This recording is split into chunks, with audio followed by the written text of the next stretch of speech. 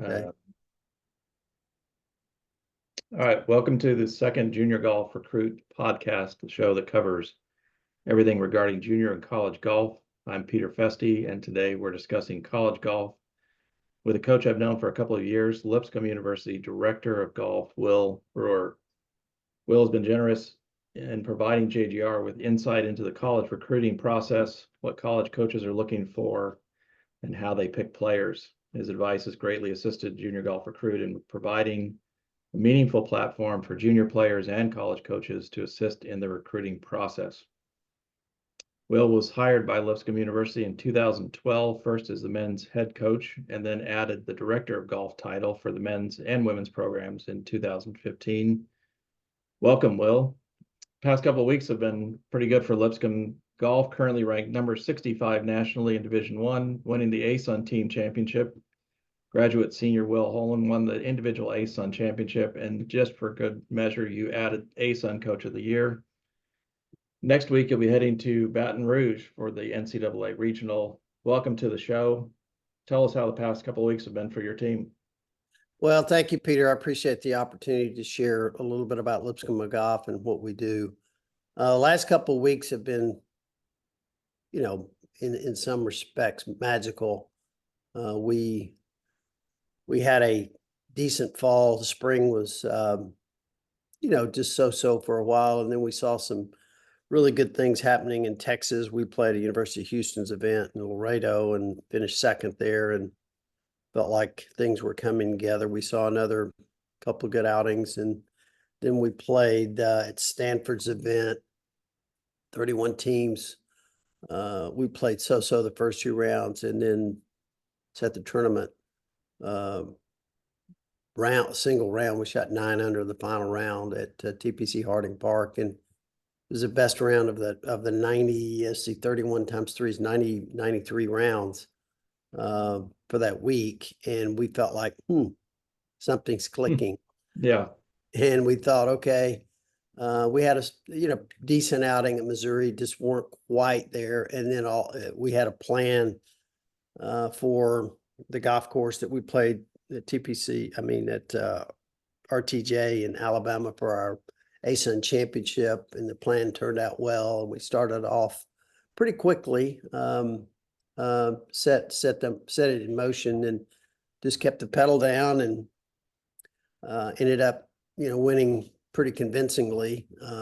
Final round, I think we won by 17 shots, and in a strong field, so we were excited, still excited. Well, a strong field too. Let me go quickly over to the ASUN, the Atlantic Sun Conference. We have 3 teams going to the NCAA regionals, 2 of which you beat, North Florida and Stetson, ranked a little bit higher than you. That's tied for the highest number of non-Power 5 conferences. So that's ASUN playing some really good golf. What is it about the ASUN conference that has produced 3 teams into the tournament this year? I think it has a lot to do with coaching. It also has a lot to do with the desire to compete against what a lot of people think are the big boys. I think North Florida, Scott Schroeder's been down there for probably 15, 16, 17 years. They were established Division II program that was really strong at the point he took over, and he's a good coach and recruits well. And then Stetson's got a new coach, Danny Fauchier, who's done a great job these last couple of years and got his team turned around. I think it's just it's a obviously a southern-based conference, ASUN. It's in the Sun's Sunshine State. I think we have 4 teams out of Florida: Jacksonville, North Florida, Stetson, and Florida Gulf Coast. And by the way, Florida Gulf Coast was the last team eliminated. Yeah, I saw that. So almost got 4. Yeah, almost got 4. So it's just a highly competitive group, young guys, and really want to do well. And it's just one of those conferences where golf, baseball, all pretty good sunshine sports, so to speak. I want to go back real quick to something you said, because I don't think junior golfers can appreciate this. You said you went into RTJ with a plan. What does that mean? I don't think a lot of kids go into a tournament with a plan? Well, what we typically do, Peter, is we survey the golf course, obviously a little bit prior to getting there. But as we get to the golf course, we look at the facilities and the greens and the length and how we play the golf holes per individual holes. And we plan basically on our strengths, and we kind of play away from our weaknesses. And then we set in motion that what we saw from statistics over probably our last 2 or 3 events prior to the conference was that we weren't putting quite as well, and most of our putts inside 12 to 15 feet, not most, but a lot of them, we were just lagging to the hole, barely missing, being a little short. And so we basically just set a plan and said, listen, we've just got to be aggressive.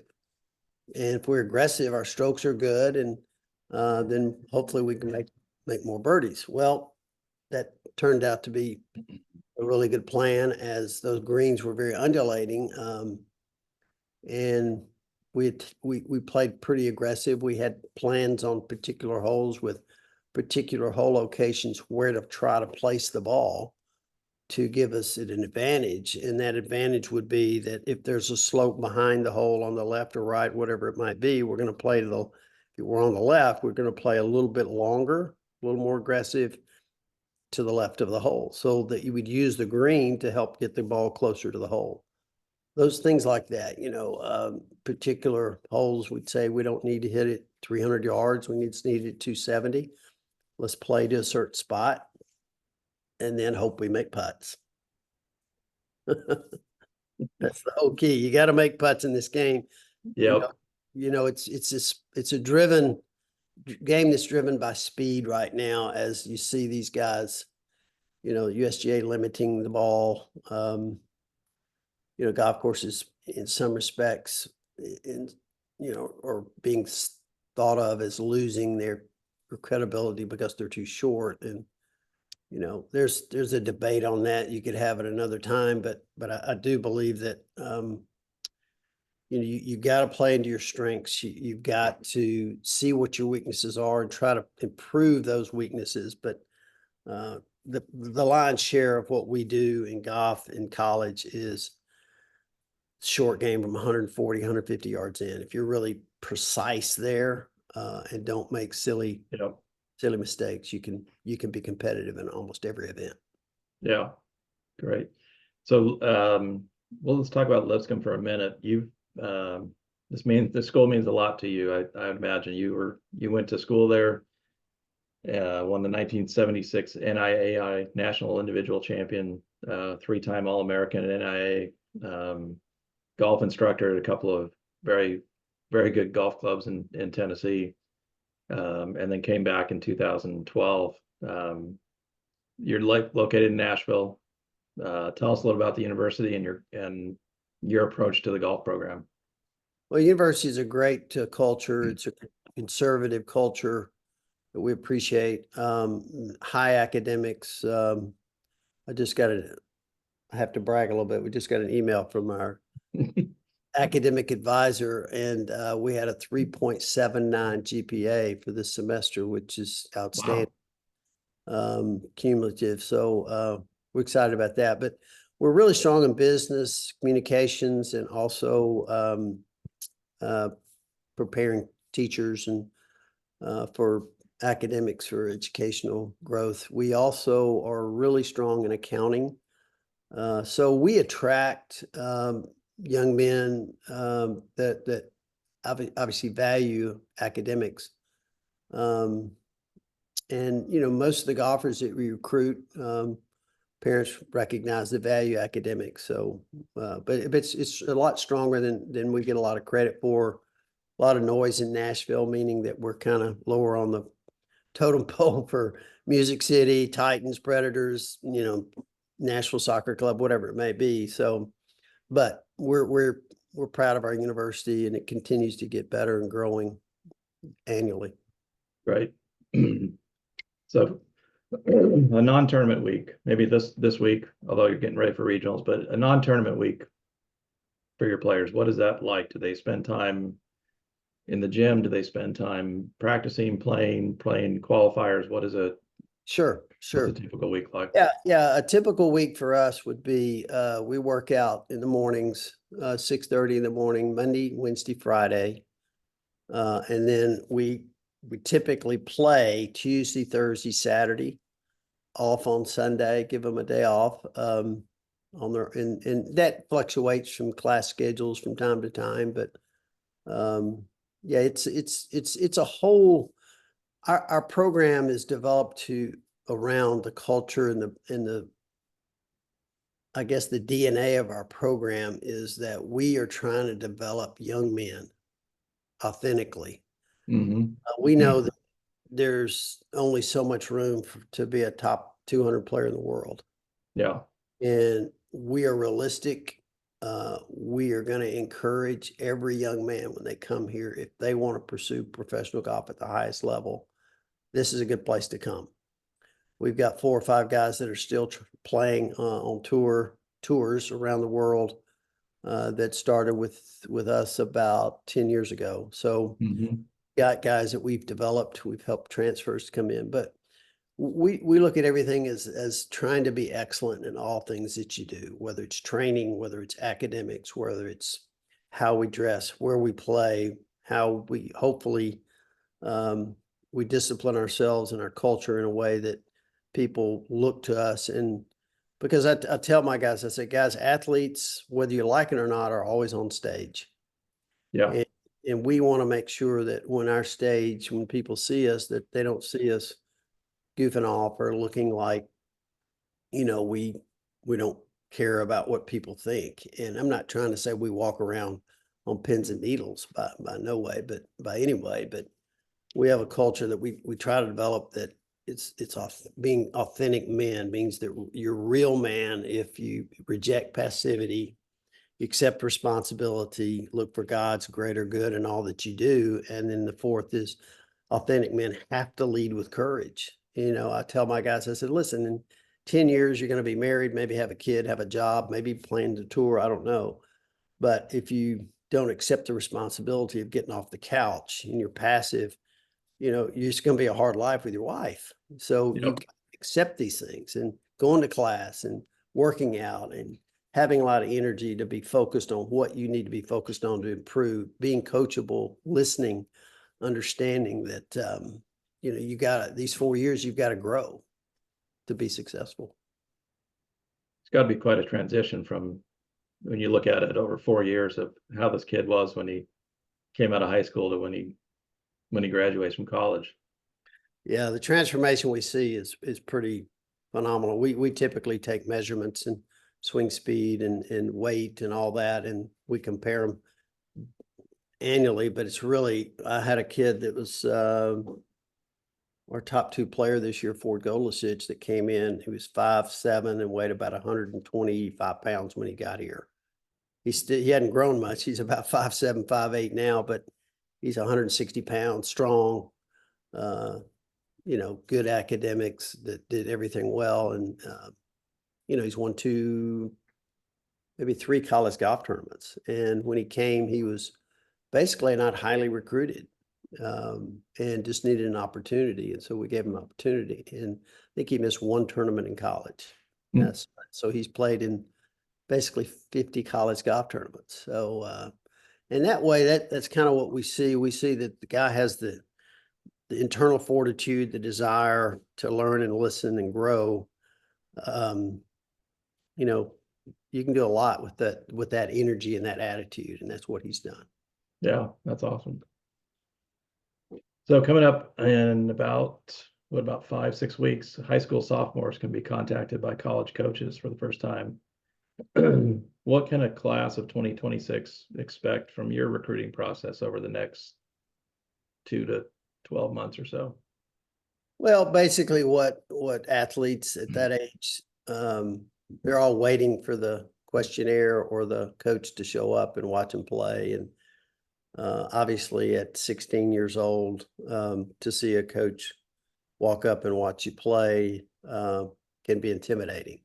Mm-hmm. What they need to do is just relax and just go play. And there's a lot of things we look for. Obviously, character's number one, the ability to shoot low, shoot low, play well. But we look who they compete against as well. It's important to know that the guys who are recruiting, we're looking at a particular rank between 1 and 125, 130 typically in junior golf scoreboard, but doesn't mean that if you're ranked 200, you're not capable of playing college golf. It's just that we're trying to get a player that can grow and mature and has the fundamentals that we see that somewhat's required to be a good player. Short game is really important, a lot more important than people give it credit for. We don't always play in the best weather, so you need to have a good short game to be able to score when the weather's not great. But I think what they can look for is questionnaires coming from coaches. When coaches show up, they'll watch, we'll make notes, mental notes, and then look to see, follow this young kid, where he's going, what he's trying to do. And if they begin to see a trend that's improving, and then we'll call them and, just introduce ourselves, tell them a little about our university and what we do in our program and how ours might be different than others, and how we do things. And then they just need to don't worry about it and just go play. And I do think that if there is, some suggestion that I would give to any junior golfer that's listening, is understand where you are in the process, be realistic. And if you're shooting 78s, it's probably more like a D2, D3 program potential, NAIA, junior college, whatever. If you're in that top 4, 5, 6 in your state, depending on what state, then you probably can look for Division I opportunities potentially. I think being realistic about your abilities and what the school that you're looking at, what their average scores are for the players. Our average scores for our number one players are, right around 71. And that's for 4 years, playing in 12 golf tournaments a year. That's pretty good average. And if you think about it, so and again, the golf courses change from junior golf from about 67, 6,800 to 73, 74, 7,500. You got to be able to hit it, but you don't have to hit it 320 to play college golf. If you hit it 280 to 290, it's pretty straight, pretty good distance, and you got a great mentality, great discipline, good short game, then you can compete. You may not be the number one player, at Stanford, but you can be number 2 or 3 and still get great experience. There's a lot of guys on tour that weren't the best player in college on their team, and they just kept working, and all of a sudden things came together and happened, and they became really good players their senior year or right when they got out of college. So just be encouraged. I just think realistically it's important to know that there's basically 300 Division I golf schools, and most teams are looking for 2 a year. Sometimes it's 1, sometimes it's 3. But if you average that, that's 600 players across the world that will have an opportunity in Division I. Now, that's being a little bit statistically driven, that there might be 800 one year, there might be 550 one year, but it's COVID has kind of thrown things into a little bit of a we're basically probably this last year is going to be the last year probably, or this coming year is probably the last year of all the COVID guys. Right. And so it's going to change a little bit. But there's still opportunities if you work hard. If there's a certain school you want to go to, you need to email that coach and basically just ask him the hard questions. Honestly, coach, am I on your radar? Because the last thing that coaches need and juniors need is just, we get a bunch of emails about players that really probably aren't capable of at the certain time in their careers to play Division I golf. And but doesn't mean they can't be in 6 months or a year. Right. But at that time, you have to just manage that as best you can. And But it's always about hard work. It's all about character. It's all about your ability to score against the best players in the country, how you measure up, and then obviously we have a big proponent on character in academics. Well, one thing you mentioned too, and I want to emphasize this for junior golfers, is you talked about your scoring average maybe being around 71. And I think junior golfers will look at their own scores and say, well, I'm shooting 71. How come the coach isn't returning my email? Yeah. And so let me throw something out and you tell me if this is correct. So you talked about college courses being longer. They're usually set up a little bit more difficult. And also they need to keep in mind that that 71 scoring average includes every score. That they aren't throwing out, your worst 25% scores. That's counting every score. And so one thing that we have in our database is for every school is a scoring range for every school, but it's a little bit lower than 71 for your school, because it's kind of converted into what is a junior player shooting that would translate into a college score. Does that sound accurate? Yeah, I think it's again, if you play in Florida or Arizona, most of your scores are coming in the summer where it's hot and ball's running, going a long way. And, Yeah. there's a variables. If you're playing in, Colorado where they got ball, you live up in Vail or somewhere and the ball's going 10% further and you're playing a 79 or 6,900 yard golf course, it's going to feel like a 63 or 400. It's just, there's so many variables. There's weather, there's competition, there's, we can tell in probably most AJGA events, state events that are played on really good golf courses, that are set up at 69 or above, we can tell if this player is going to be a pretty good player. The scoring can vary in so many different ways. I mean, right now the ball's going probably 8 to 10 yards further than it was just 6 weeks ago, even for us. So the courses are feeling a little bit shorter, not because we're hitting it further. It's just the weather's warmer, the grass is growing, it's getting a little faster. So there's so many variables about scoring, but if you're 71 and you're playing 6,500 yard golf courses, that's your stroke average, then does that translate to playing playing courses 800, 900, 1,000 yards longer in weather where the flags are cut on the sides of the greens that not in the middle and the greens are rolling sometimes 11 and a half versus 9 for a tournament. So it's just, there's so many variables, and that's why we look at and differentiate the courses they play. Like the US juniors are a great indication, great golf courses.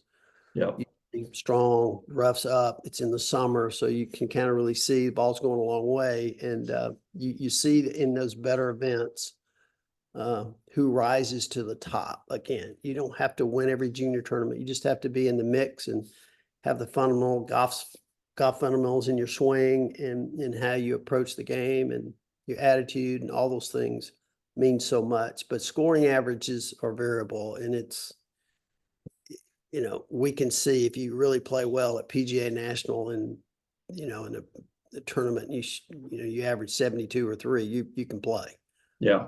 Kind of things. Hard to fake your way around a 7,100 yard golf course. Yeah, with a lot of water and a lot of wind. Exactly. When you're out at watching a player in a junior tournament, you talked a little bit about it, but let's talk on both sides. What are some of the things that you might see in a player that may say that's a player I could use, or something that you see in a player and you go, I'm just not, that he's not for me just based on something he did? Well, attitude and character and desire, you can see it in an 18-hole or even a 9-hole watch of a junior player. It's important to know that there's a big jump from, as we talked about, from being a 16 or 17-year-old in your high school and home with your parents, and then moving away and going to a dorm and all the stuff that you're faced with the first 60 days in college.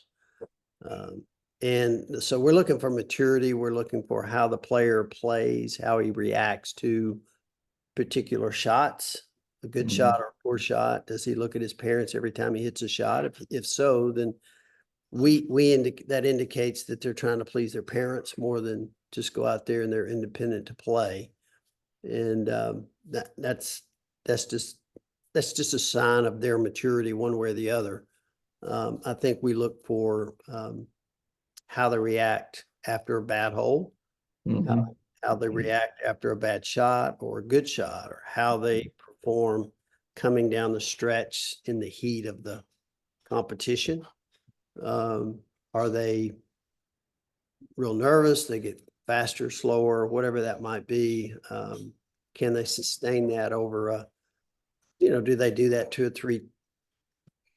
three times identically in different events? Do they handle themselves well? I think that's the important thing. I mean, what we try to do is really look for players that have all those attributes, that also have the ability and the foundation of becoming better players from the standpoint of fundamentals and or thinking how their mindset is on the golf course. And we talk a lot about that and the things that we see. We can see that character, that culture that they exude under the pressure, because everybody's going to react just natural, what their core is under pressure. What you talked a little bit about it. What resources do you use to kind of come up with what recruits you're going to go after, and then maybe how many recruits per class would you typically look at? Good question. We use a recruiting program that we have, that we place names in there. We send questionnaires out. We will get on we may be watching 10 to 15, 20 guys at the beginning. Obviously, if they've sent the survey back, they've sent a schedule, we'll watch and kind of watch them as it starts to happen now, between now and August, when there's a lot of junior tournaments. Once we see a guy that we like, that we feel like, hey, we followed him for maybe a year and a half, questionnaires come in, we've seen him play, he's sent us an email, hey, this guy's interested. He's beginning we see escalation in his ranking, his trend, then we'll put our eyes on him. And then once that happens, then over a period of 5, 6, 8 months, we'll continue to communicate either by text or by email or by phone calls. Once we get to a certain point where we'll narrow that down to maybe, smaller number, 5 or 6, 7, then we'll continue to develop relationships with them and ask them the hard questions. What do you want to do? What do you want? What's important to you? What's important to your family? Could you go to this university if you injured your back in your junior year and couldn't play golf?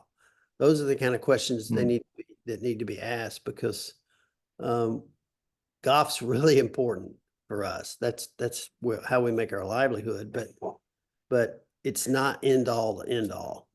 You got to get an education. You got to prepare to be a man when you graduate. So we use golf and the disciplines of golf to help those guys see that. Now, we encourage guys, if you want to try to play the tour, win the US Open, win majors, play on the tour, yes, we can help you get there with everything that we know and we do, and the experience we've had.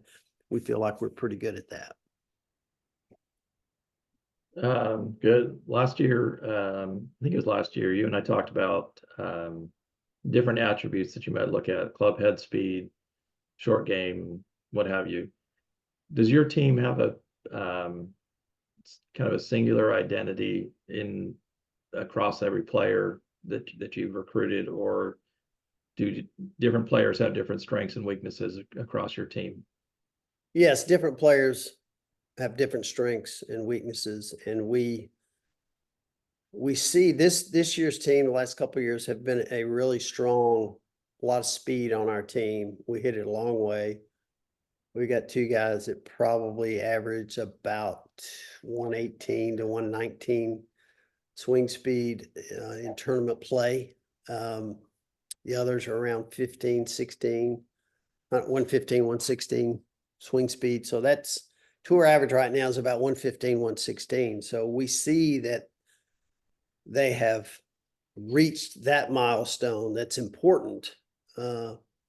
But what we look at is say, okay, well, where's our weaknesses? And our weaknesses have been, as I alluded to earlier, is inside 12 to 15 feet, we just weren't making enough putts. So what we would do then is arrange our skill development days to where, hey, we've got to get better at this, and let's look at your start line, your speed, how do you read this putt, doing drills, the competitive drills that help them get better at that and grow in confidence. Not sure I answered your question totally, Yeah, but that's good. yeah.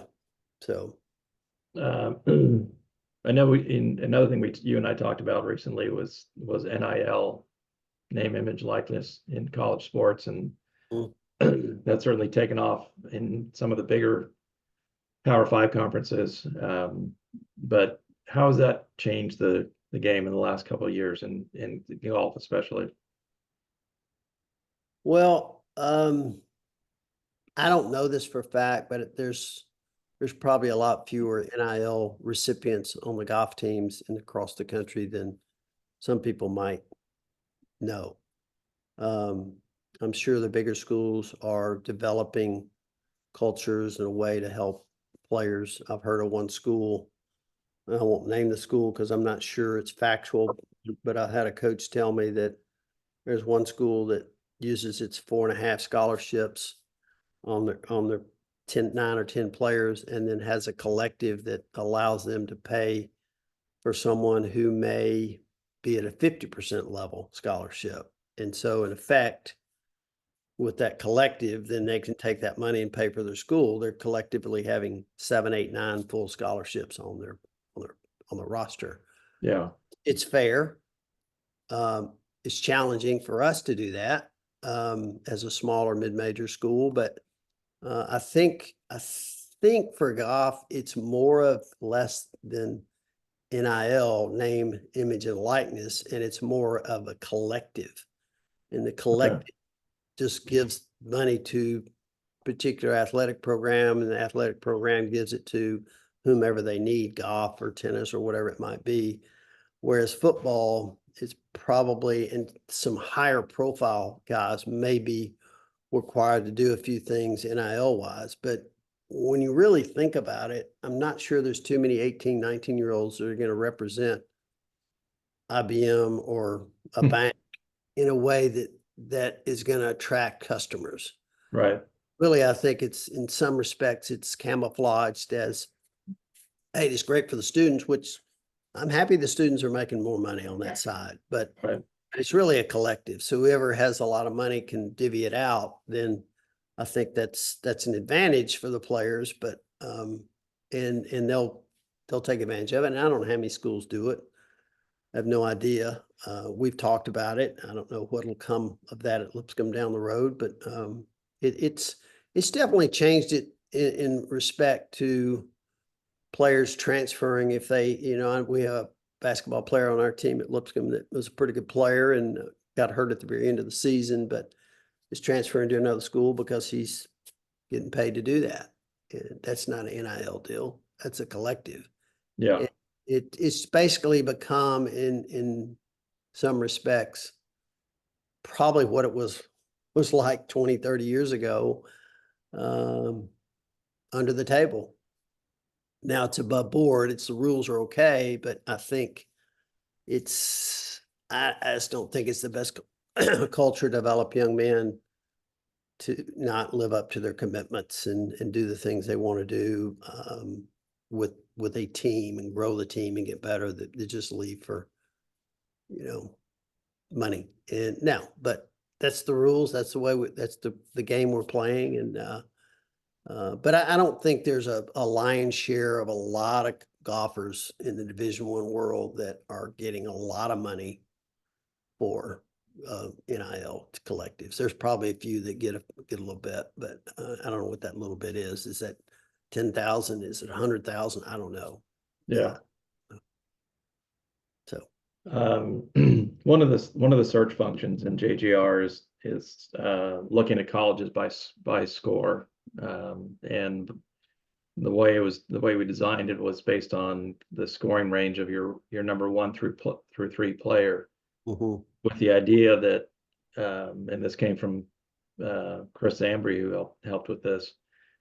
If a kid is going to make your team better next year, that he can beat one of your top 3 players, you're probably going to be interested. If they can't beat a starter, doesn't mean they wouldn't look at him. But as far as the exchange of emails, of kids sending out a lot of emails and not getting them returned, trying to encourage them to go, email the schools that you might be a starter, or would help that team make that team better next year.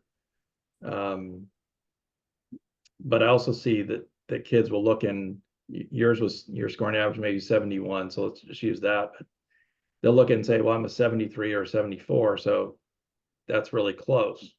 But I'm not sure that is as close as they think they are. What do you think? I think you're right. I think the assumption is obviously you step up from high school, junior golf to college golf, and the golf courses are harder, longer, like we talked about. And I think, again, I get back to, there's a number of events. There's probably 30 or 40 events, 50 events in the country that you can watch and see, and the golf courses, there's history there. There've been tournaments there 7, 8, 10, 12, 15, even 20 years at the same place. And you can see who won, see what they shot. You measure the weather, you measure all those variables that are present, and you can come to a conclusion that, hey, 73, the last 3 days at this particular tournament is a very strong score.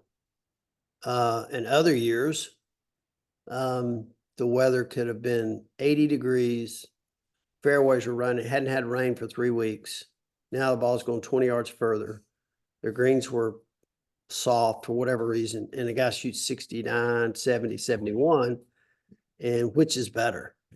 It's hard to determine that. So the scoring average is important over accumulation of so many months and years, but what we relate it to is, how does it compare to the top 125 players scoring average? Now, again, you got kids playing in Northern California versus Arizona.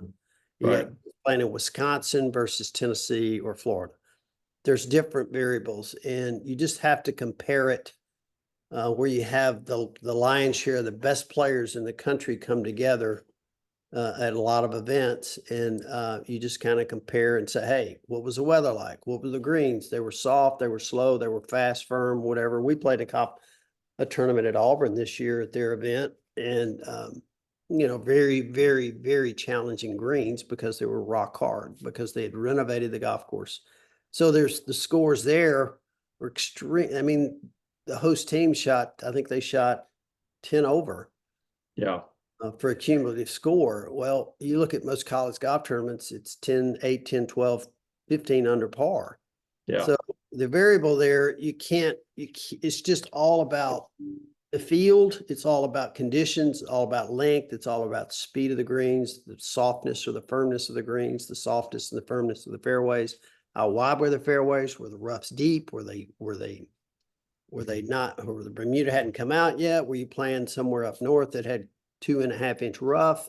Fairways were 25 yards wide versus 40. There's so many variables in scoring that to put a number as an average gives some indication, but it doesn't tell the whole story. And that's why we need to go see the players play at a particular golf course on a particular time, so that we know that, hey, a 72 for 3 rounds, it was a great score, or it needed, the winner shot 12 under, and that was a good score, or vice versa. So to say an average score, I agree that the average score is an indicator, but you have to know all the variables with it. I had a kid email me the other day and said I shot 77 the first round, and then he said, but by the way, the wind was blowing 25 miles an hour and it was 52 degrees. And okay, maybe. And then the next day the weather got better and he shot 72, and then whatever. And so okay, now the juniors need to explain if there's a particular event that they're sharing with the golf coaches. What was the weather like? What was the speed? How far was the distance? What was the rough length? And again, we can find that out relatively easy, but it just helps indicate that, hey, my 72.4 average for the last 3 months was in the summer. It's a pretty good score. In the winter or fall or something, that's a better score, just because conditions are changing typically. If you took score out of it for a minute, is the finish in the tournament, given that that's the only barometer you have for the conditions, the weather and what have you, for that particular event, wherever it was located, whether it's Wisconsin or Arizona or what have you, do finishes, this kid always finishes top 10 or top 5, does that have any more weight over, given that if they're in a certain scoring range, but if this kid he knows how to get in the top 10 every week, does that matter as well? Absolutely. I think, again, what we'll do is we'll look at the strength of the field, the golf courses, who's playing, how many top 150 players or 125 players ranked in that class are playing in that field. And if he goes out and finishes top 10 week in, week out, then, hey, this kid's a pretty good player. His trend report is saying, hey, is indication that he's playing well against competition. And then again, it's not the end all to be all, but again, we look at a strong fielded event wherever it is, and we look at the scores. And again, you're going to find, with 70, 80 players in a field, you're going to find a player that's playing well, whatever the score might be. If he wins, then he's defeated all those other 78 players. And yeah, this kid can play. He knows how to play different courses pretty well. He continues to be in that top 10, like you indicated. Then that's an indicator that the trend is going up, and that ranking will then ease up. And he'll pop up to say, hey, this kid's playing pretty well. And then you go watch him and you say, okay, hits it far enough. He's got good fundamentals. His behavior's good. His character's good. He's communicating well with email or text or whatever it might be. Hey, his academics are good. Let's get after this guy. There's so many little variables that we look at, and most people have that already. I mean, that are good players. They have good character. They have good families. They're work hard. Fundamentals are good. They have a teacher, whatever it might be. But we still have to get the right ingredients for a guy that really wants to come to school, get a good education, but work really hard for the first 6, 7 semesters and see how good he can become. We're pretty good at making players better. We've had a lot of transfers that have come in that have gotten a lot better when they've come in. And just the way we do it, I don't know how other schools do it. We have a certain way we do it. It's been fairly successful. So we'll modify it a little bit every month or week or year, but it's the innate desire to get better is what we really look for, the character of that player. Good. All right. Last topic, and you just touched on this. Over the last couple of years, the transfer portal, the transfer students, transfer portal has kind of changed the landscape of college athletics. And I think the NCAA just came out and said they're going to allow transfers once a year going forward. So you don't have to, in the old method, you had to sit out a year unless you were transferring from a lower division or what have you. But transferring kind of unlimited now can be a benefit for your team, and it could also be a hardship for your team if someone's leaving. Can you talk about how the transfer portal or transfers have affected golf now? Yeah, I think what you have to be as a coach, you have to be, okay, why are they transferring? Why are they in the portal? If you can find that out and just say, hey, he's a good player, he's playing on a really strong team, and he's the 6th or 7th player on the team, and he's unhappy because he's not getting to compete. So he's a good student. You watched him as a junior, you kind of know what he's done. Okay, this guy's in a certain category. If you've got another guy that was really, really good player at this school, it's a smaller school or it's a Division II school, but wants to go up to the Division I play programs, and you look at him, you look at his, and so it's a way for those players to move on and increase their potential to get better because there's competition. Has it changed it? Absolutely. It's changed the world. I mean, we've had 1, 2, 3, 4, 5, 6 transfers, and all of them have been pretty successful at Lipscomb. And I think most of them are just looking for an opportunity. Either they've had a falling out with a coach, or they want to play a stronger schedule, or they've known you from recruiting in the past. And so, hey, after they get in the portal, they reach out to you and just say, hey, would be interested. And then we talk and whatever. But it's definitely changed it. I think in some respects, it's very, very positive for the student athlete. In some respects, there's a lot of kids that get in the portal that don't get picked up. Mm-hmm. And I think that's a negative of the portal. They think, okay, I can get in there and I can go to another school and jump right in and be on a team. And the problem is with COVID and transfers, what it's done is it's affected how we recruit high school players. Typically, I've been in it about 12 years, so I'm not experienced as some of the other coaches, but typically you recruit two players a year, get them in and look at their abilities and say, okay, this guy, it's somewhat like years ago when freshmen couldn't play on the varsity team.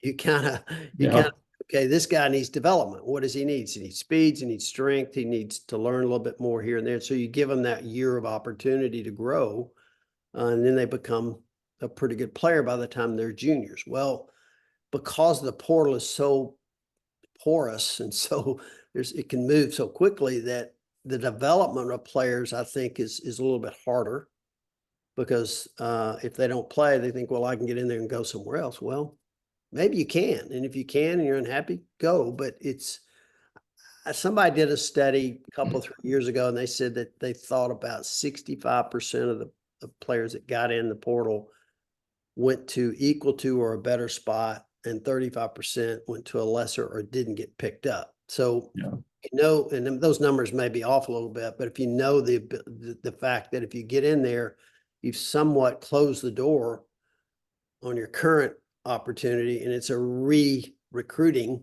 on a new opportunity.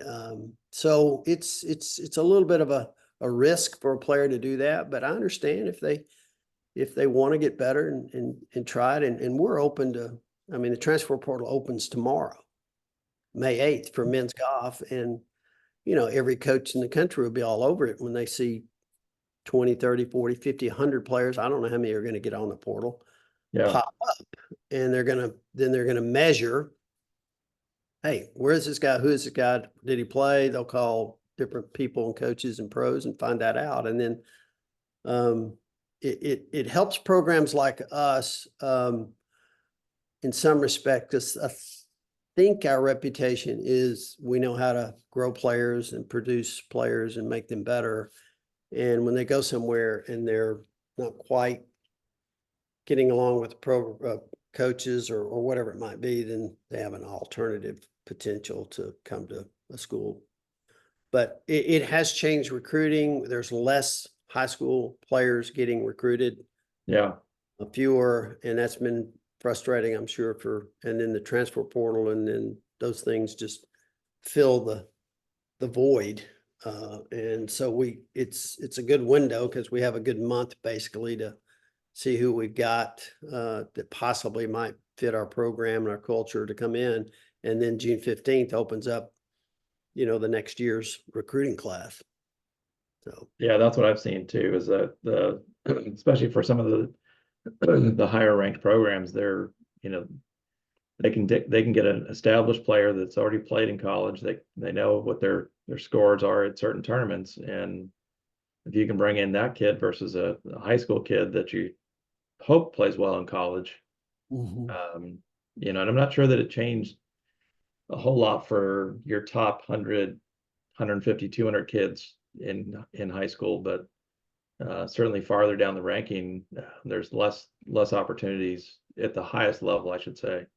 Doesn't mean that they can't play college golf. There's a message for every kid out there that's listening. If you want to play college golf and you can shoot, somewhere 85 or below, and you're willing to play anywhere, there's a team you'll be number one on.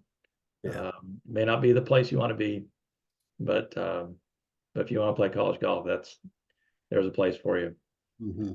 Well, Will, I thank you for your time today.